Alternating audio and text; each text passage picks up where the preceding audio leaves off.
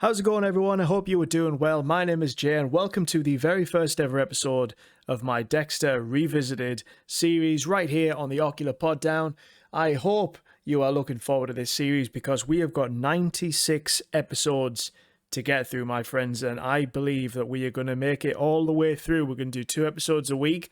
The reason I'm starting this now is because recently they announced there's going to be a 10-episode limited series return of Dexter at some point in 2021, and it made me think, you know what, I haven't watched this show in quite a long time. I really loved it when it first came out. The ending, not so much, but we'll get there. We're not going to worry about that right now. And I figured, what better time to dive back into one of my favorite shows of all time than right now. So I'm going to do my best to run through every single episode. 8 seasons, 12 episodes a season. So like I say, we're going to try and do 2 a week. Every episode isn't going to be just me. At some point I will bring certain guests on as well, which is going to be pretty cool. And if anyone is interested, by the way, in jumping in, maybe you have a favorite episode of the series and you want to be a part of the podcast, all of the information for how to get about that is all in the description. You can follow me on Twitter and everything else. All the details are down below. While we're speaking of the social media aspect of it all, if you are watching this on YouTube, make sure you like the video, make sure you click subscribe. You will always get notified for when the next podcast is out. And if you are listening to this in the audio realm, obviously we are available on Spotify. We are working on the rest of them. So yeah, pretty much anywhere you can listen to podcasts, you will be able to listen to the Ocular Pod Down. So overall thoughts of the episodes, I thought it was a really good, solid start. They didn't waste any time introducing us to Dexter's dark passenger. We'll get into that a little bit more as the episode goes on. But we had the first kill of the series, I think, in the first 5 minutes of the episode. So like I say, it wasted no time whatsoever. You get to kind of experience the show through Dexter's monologues as well. So he's telling you kind of what he's thinking, what his plans are, and all that kind of stuff. I haven't watched this series in quite a while, and I honestly forgot how funny it was. Now, Dexter himself has a very dry humor, especially in his monologues that he does. But honestly, there's so many moments in this show, I just genuinely forgot how funny it was. So that's been nice, kind of re-exploring. I'm rewatching each episode, obviously making a load of notes, which is new. But yeah, I'm finding that a lot of it's very funny, which is always fun to watch. Also, they introduced us to a lot of the main cast in this first episode. It's always good to kind of establish relationships with people. Obviously, we met Deborah. We met pretty much everybody, I think. There's only a couple of people who are kind of bigger in the series that we haven't met as of yet. So let's just dive straight in, shall we? So the episode itself starts with Dexter driving through the streets of Miami, and we get the very first of the monologues of the series, which is where Dexter is telling us tonight's the night, and it's going to happen again and again. It has to happen. This is Dexter dealing with his dark passenger. He has this urge to kill, and he has to do it. He has to satisfy that urge. So basically, that's going to be something we're going to be diving into further. It starts off, we hear a lot about Dexter not having many emotions, or he says he doesn't have any emotions. He says he's very good at faking them. We'll dive into that in a bit. But we're starting off here. We are driving through the city, and we arrive at what looks like some kind of kids' choir performance. Maybe it's a church thing, because the guy who's the first victim of the series is a local pastor named Mike Donovan. So that's the dude who Dexter is here looking for. We then watch Mike make his way to his car, gets into the car, and then as soon as he's in the car and the doors close behind him, Dexter, who's been waiting for him on the back seat, lunges forward with like this wired garrote thing, chokes him out. Now, I remember at the time thinking, is this like, if this is a serial killer, is he really just going to kill the guy in his car? That doesn't really seem very impactful. Very smart, considering he works for Miami Metro. He's a blood spatter analyst. You'd think a dude of his intelligence would know not to leave any DNA, but of course, that's not what's happening. He's making Mike drive to a nearby building. When we get there, we understand why they are there. So as we arrive at this building, we notice outside there are 3 empty graves that have been dug up. And again, when you're first new to the series, you're not quite sure what's going on. You don't think that Dexter's just going to dump a body in a grave. Why is there 3 graves? Once we get inside, Mike gets dragged inside by Dexter, and we are shown a table that has 3 bodies on this table, all of different stages of decomposition. Dexter mentions that one of them was so decomposed he practically took it out in bits, and all 3 bodies are 3 small kids. And at this point, Mike is trying to tell Dexter that he couldn't help himself. He had to do it. And Dexter's saying, like, he understands that urge. He knows what that urge is like. Obviously, as we are doing this right now, he is going through that urge. He has to kill Mike. But he makes a point of saying he could never hurt kids. And that's something that we kind of discover about Dexter as we go on. As much as he is faking all these emotions or kind of just going through the motion with everyday life, we will see later on when we meet his girlfriend Rita and her kids, he's very, very good with kids. And yeah, he mentions here he could never hurt kids. So at this point, Dexter tranquilizes Mike, which is his kind of preferred method, I guess, of making sure that he can get him ready for the next stage of the ritual. Because Dexter has a very kind of specific way of killing people. And then when Mike is awoken from being tranquilized, you notice that he is naked. He is tied down to a table with plastic wrap. And this is kind of where it all begins. Dexter explains to him what's about to happen. He basically says, I'm going to cut you up into small bits. We're going to put you in neat, hefty bags. I'm going to tuck you away in my little corner of the world. And the world will be a happier place without you. And you tend to get this a lot with serial killers, that they always like take some sort of a trophy, and Dexter is like that as well. What he does is he uses a scalpel, cuts Mike's cheek, grabs a drop of Mike's blood and puts it on a blood slide. Now that is the trophy, and we'll get to see a lot more of those as the series progresses. I'm not entirely sure how many kills he's done at this point in his life, but when we get back to his home later on and he puts the blood slide in the box, there's already quite a lot in there. So maybe I'll try and go back and see how many he's done, but we are going to try and keep a track of all the kills in the series. There are 2 in this episode, and we'll just kind of add them up and see how many we get to at the end, I suppose. Once he's obviously told him everything he's going to do, Dexter at this point cuts Mike's throat with what looks like a bone saw, I believe.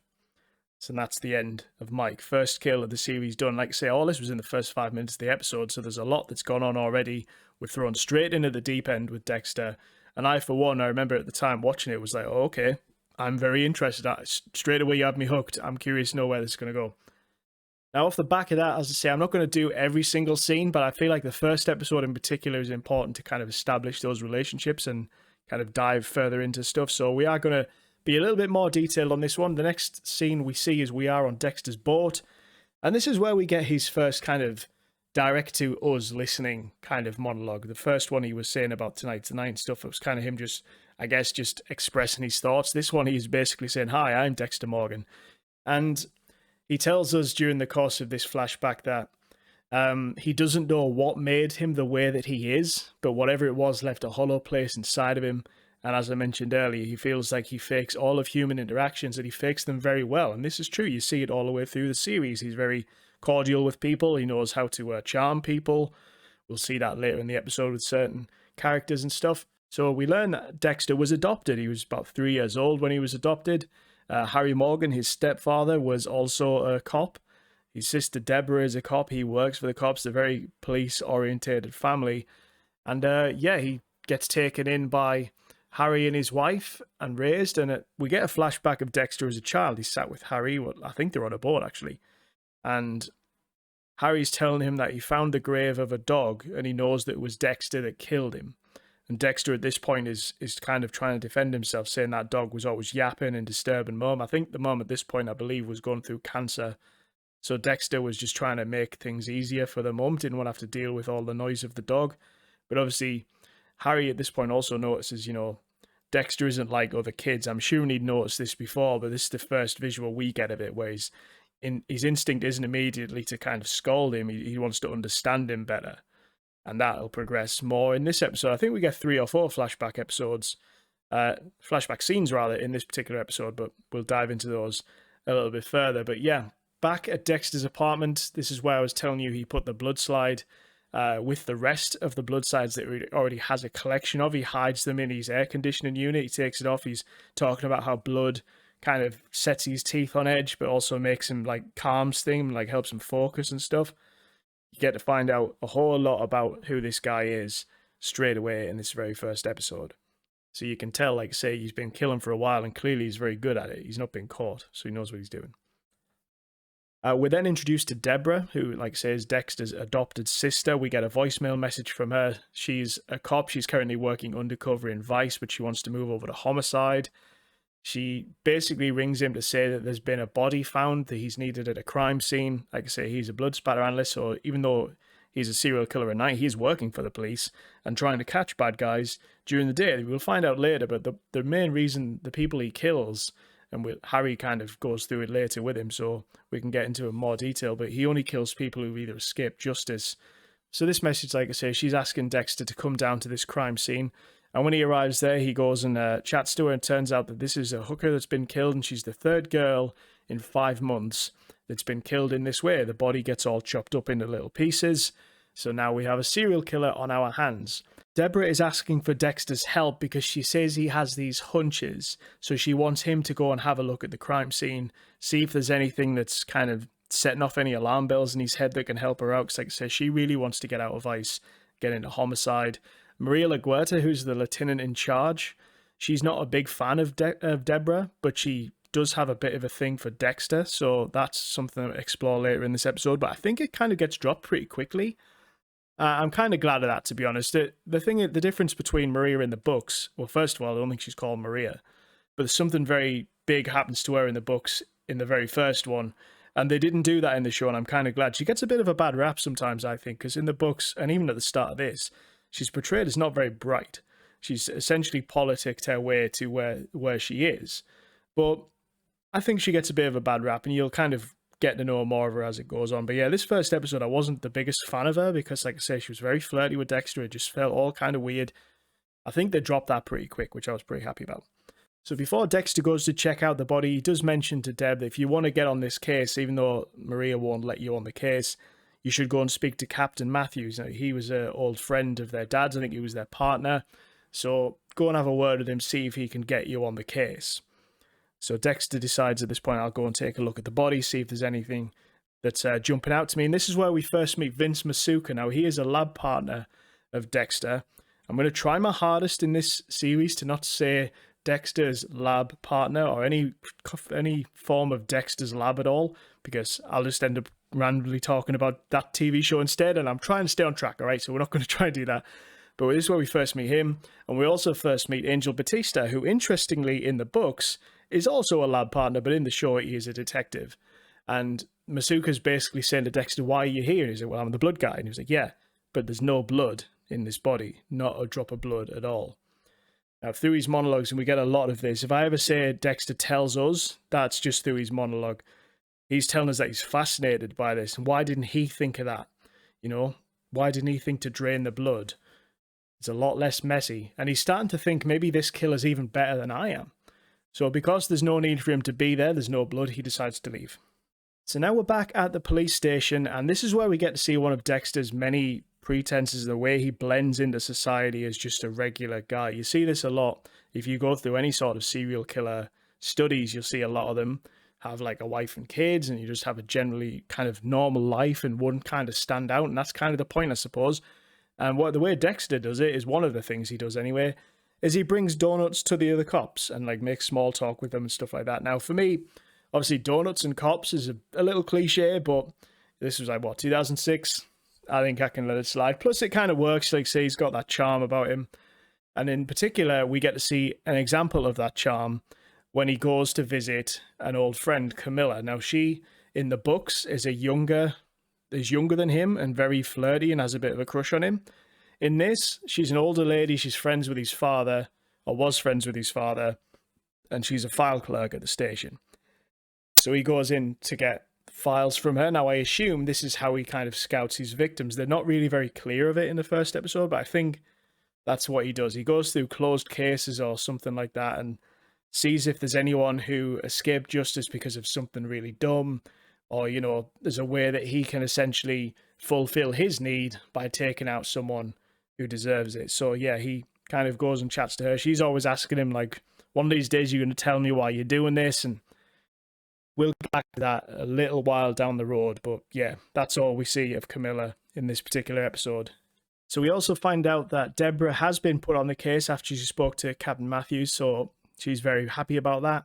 And we also get to meet Sergeant James Dokes. Now, I'm a big Dokes guy. I kind of like him. He gets a lot of crap from other people, but personally, I kind of like him.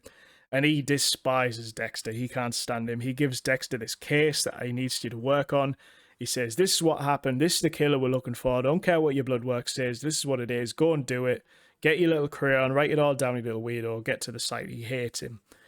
And honestly, it's whenever Dexter tries to have any conversation with him, Dokes just shuts him down straight away. And through his monologue, Dexter says, how come in a room full of cops, some of the brightest minds in the city, is Dokes the only one that gets the creeps from me? And you can tell, like say, Dokes is something off. He knows there's something off with Dexter. And we explore that a little bit later down the line, but that's pretty much as we get the setup for that in this episode. It does have a kind of a bit of a B plot throughout the episode. There's something else that Dexter's working on for Dokes, and that's essentially where we're at now. We're seeing Dexter in his day job. Very fascinating to watch. Like I say, I'm a uni student, so I do computer and digital forensics, and every now and again we do work with some blood spatter analysis type stuff, so obviously not to the extent that Dexter Morgan, the character, will have done, but it is fascinating to see how that all ties in to the show itself as a whole. It's very cool to watch, and like I say, because I have an interest in that, for me it's particularly fascinating. But yeah, we go through all that, and this is where we now find Dexter on the hunt for his next victim, and this is another big change from the books. So at the minute, Dexter has already killed someone in this episode, and not a lot of time has passed between now and then. I don't think, probably a couple of days maybe, and he's already on the hunt for the next one, whereas in the books, he doesn't really kill that often, not as often as in the show at least. I think it's kind of like halfway through the book before he starts looking into another victim, but I get, it's a TV show. If you're doing a TV show about a serial killer, you don't want him to just have a massive dry patch where he doesn't kill a bunch of people, and obviously it's the first episode, you want to start up strong. Totally get it. So he's out looking for a dude named Jamie Jaworski. Now, this is a murderer who escaped justice because of a faulty search warrant, so maybe this is something he got in the file from Camilla. And like I say, he mentions during his monologues that he doesn't really bother with warrants, he doesn't need them, so he breaks into Jaworski's home to look for evidence, because he has to be certain he has to meet Harry's code before he kills him. Like I say, he has to do his due diligence, and that's part of the whole thing for him. As soon as he gets in this house, a dog tries to attack him, but he manages to lock the dog into a different room. And he says animals don't particularly like him, and maybe they sense in him who he really is. Off the back of that, we're now into another flashback scene where Harry is talking to a younger version of Dexter again, asking him if he's ever wanted to kill anything else, maybe a person. And Dexter says yes, but no one in particular. And again, this is Harry's kind of figuring out what kind of person he is and what exactly he's got on his hands here, I guess. But it's not as like Harry's not being kind of over aggressive or nothing like that. He's just kind of listening to him and saying, okay, this is kind of something he has to do, I suppose. How can I help him with this? So it's very interesting. It's a very interesting approach to parenting, I suppose. But yeah, we'll get into more of that in a little bit, actually, but because at the moment, Dexter is going on a date. As I say, Dexter's got himself a girlfriend. He's been seeing a lady named Rita for about 6 months. He was introduced to Rita by his sister Deb after she saved her from a domestic abuse call. And he thinks of Rita as the perfect cover because in her own way, she's just as damaged as he is. And at this point, we meet Rita's kids, Asta and Cody. And like I said, Dexter has a great relationship with them, in particular Cody. And yeah, that's a really fascinating way to kind of keep things going. And like I say, it's really cool to see that even though he is this killer, when it comes to kids, he's just a really, really good dude. And to be fair, he's a good dude with everybody else, but he seems to fake it with everyone else. With the kids, it just kind of seems a bit more natural. But we find out that Rita's ex-husband used to repeatedly beat her and rape her. So ever since they've been separated, I think he's in prison at the moment, she's been completely uninterested in sex, which works out perfectly for Dexter. He says he's not interested either. While they're on their date, though, Dexter notices the police are at a crime scene, so he says to Rita, I should probably go over, they might need my help. And when he gets there, he finds Batista, and there's another body, all chopped up, no blood, just exactly the same as before, but this time their head's missing. So after the date, when Dexter's back dropping Rita off at home, he's telling her about the killer. As he's describing the killer's technique, he kind of puts his hand on Rita's leg, and she panics and kind of leaves. And he doesn't really understand what he's done or even why he touched her leg like that. He doesn't understand what made him do it, but he decides because he doesn't understand what happened, he needs to focus on his work. So he gets back on the Jaworski case. So he heads back home. Going through some of the information he found at Jaworski's place, he found a website, and it's a rape site. And there's video evidence of Jaworski raping a woman. on this video. And that, for him, he's like, that's all I need. Another flashback scene, I think it's the last one of the episode. We see Dexter as a teenager at this point, and he's confronted by Harry, who's found a load of knives, and some of them have blood on them. And he's asking him what's going on, and Dexter's adamant. He's like, it's animal blood. I haven't killed anyone, I promise. And Harry, at this point, like I say, he recognizes that Dexter's need to kill is continuing to grow, and he really starts to begin to lay the groundwork for the code, telling him there are people in this world who have escaped justice. And like I say, we'll kind of crawl into that a bit more as we get on. But back in present day, Dexter and Deb are having lunch. Deb brings up something that she overheard from the coroners, and it's talking about cell crystallization. And she mentions that when she was at the last body, the one that Dexter kind of came across while he was on his date, when she touched the body itself, it was cold, kind of like, you know, when you put meat in a freezer, that kind of cold.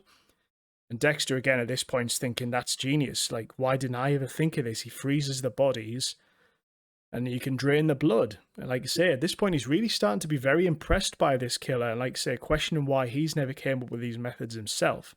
So he tells Deborah to go and look for a refrigerated truck. And when they're back at a briefing with the entire sort of station there, she brings this up to LaGuerta. But because at this point in her career, she's very kind of shy and not as confident as she will become, LaGuerta shoots it down straight away and basically makes a mockery of her and tells her to just start looking for a witness, and Deborah gets all embarrassed about it. After that meeting, Dexter just tells her, just keep looking for it. It'll be there, you'll find it, don't worry.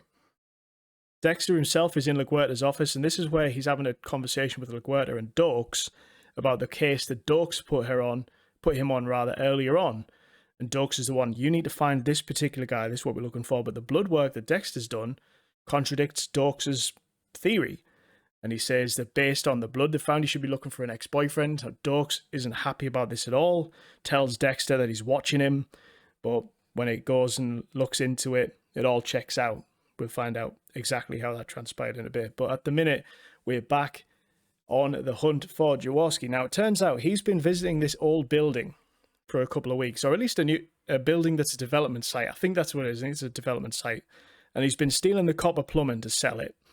And Dexter knows he's been going there for a while, so Dexter lures him into a trap. And he kind of sneaks around and injects him with the tranquilizer stuff, and then he's back on the table. We're in this position again like we were at the start of the episode. We have someone strapped to a table. Dexter gets some blood for his blood slide, asks him to confess, and Jaworski confesses but says he isn't sorry. Dexter says, I'm not sorry either, and then just kills him. We don't see this kill. We just see him putting the body parts into bags. And this is another part of the series which I thought, even though this is really gruesome, it was actually pretty funny. He gets a phone call while he's packing the body up, and it's Rita. And she's apologizing for running off and asks if he can come over.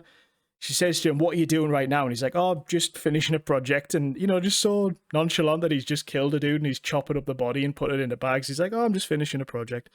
Stuff like that. He has such a weird sense of humor, but I really enjoy it. He says he'll stop by afterwards. But anyway, as he's on his way to Rita, he notices a large truck with high beams on pulls up behind him. It kind of blinds him through the rearview mirror and pulls alongside him and continues to drive off.